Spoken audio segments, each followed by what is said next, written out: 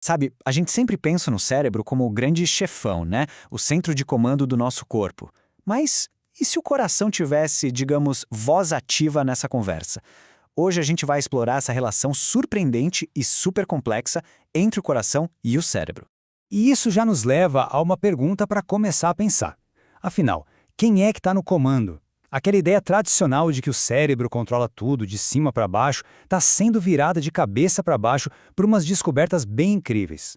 Então, vamos começar com o que a maioria de nós aprendeu. A visão convencional, aquela de livro, coloca o cérebro como o único centro de comando. Ele é o mestre que regula todas as funções do corpo. O modelo é esse aí, bem simples e direto. O cérebro manda sinais para o coração para controlar como ele funciona. É uma via de mão única, de cima para baixo. Mas a história é bem mais comprida que isso. E é aqui que a coisa começa a ficar fascinante de verdade. Pesquisas mais recentes descobriram algo que muda o jogo. A comunicação não é de mão única. Na verdade, é uma verdadeira avenida de mão dupla. E o coração envia um volume enorme de sinais de volta para o cérebro. E se liga nesse número, 80%. Pensa bem nisso. A grande, esmagadora maioria das informações que viajam pelo principal nervo que conecta os dois, o nervo vago, vai do coração para o cérebro, não o contrário. Só isso já vira o jogo completamente. E quem está mandando todas essas mensagens? São os chamados neurônios cardíacos intrínsecos, ou ICNs. Basicamente, são conjuntos de neurônios que ficam lá, dentro do próprio coração, e que são bioquimicamente muito parecidos com os neurônios que a gente tem no cérebro. Essa descoberta é tão importante que os cientistas criaram até um apelido para esse sistema, uma metáfora bem poderosa, o pequeno cérebro do coração. Essa expressão ajuda a gente a entender que o coração tem sua própria capacidade de processar informações. Tá, mas aí fica a pergunta, como é que a gente pode escutar essa conversa? Acontece que os cientistas descobriram um jeito de medir a influência dessa comunicação entre o coração e o cérebro. A métrica principal para isso é a variabilidade da frequência cardíaca, ou VFC. E calma, isso não mede só a velocidade dos batimentos. O que ela mede são as pequenas, minúsculas variações no tempo entre uma batida e outra.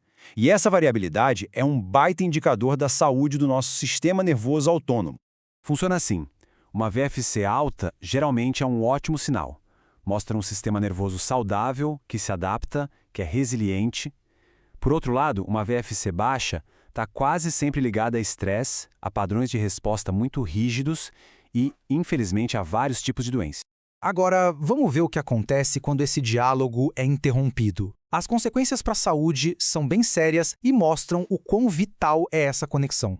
E a lista de problemas de saúde ligados a essa comunicação falha, que aparece numa VFC alterada, é longa e bem séria. Vai desde problemas do coração, como fibrilação atrial e isquemia miocárdica, até transtornos psiquiátricos bem profundos, como estresse pós-traumático, depressão e até esquizofrenia. Isso só reforça aquela ideia de que mente e corpo estão totalmente ligados. Ok, mas como a gente sabe que o cérebro não está só falando que ele está de fato escutando o coração? Bom, existe uma prova definitiva, a arma do crime neurológico, por assim dizer. Essa prova são os potenciais evocados por batimentos cardíacos, ou EPs. O que é isso? São sinais elétricos que a gente consegue medir no cérebro e que estão perfeitamente sincronizados com os batimentos do coração. É evidência preto no branco de que o cérebro está processando as mensagens que vêm do coração.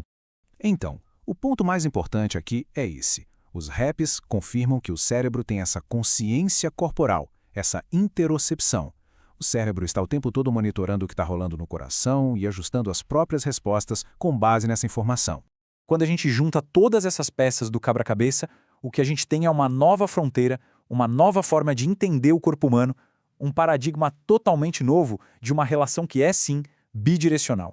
Lembra daquela primeira imagem? Da setinha de mão única do cérebro para o coração? Então, pode esquecer.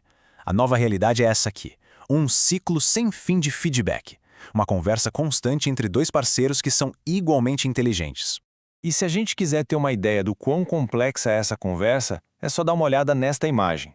Não precisa se preocupar em entender cada detalhe, não. O ponto principal é que não estamos falando de simples impulsos elétricos. Essa é a cara da linguagem molecular sofisticada, uma cascata de neurotransmissores e de sinalizações dentro do coração que os cientistas mal começaram a decifrar. É um universo inteiro de comunicação. Talvez a melhor forma de resumir essa nova compreensão venha de uma metáfora super elegante usada na pesquisa.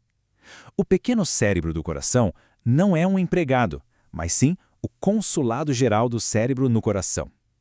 É tipo um posto diplomático que informa ao governo central sobre as condições locais. Isso tudo nos deixa com uma última reflexão.